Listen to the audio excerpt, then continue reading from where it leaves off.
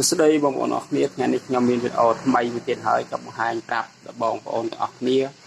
ញ្ចឹងវីដេអូថ្ងៃនេះគឺជាវីដេអូតពីវគ្គមុនដោយសារមូលហេតុវីដេអូមុនគឺខ្ញុំធ្វើជាលក្ខណៈត្រួស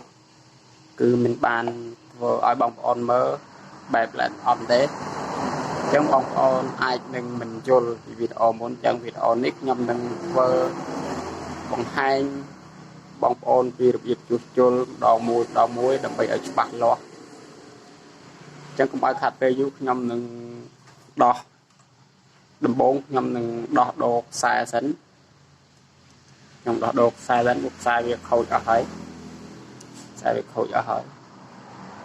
ចឹងខ្ញុំនឹងដោះដូរខ្សែ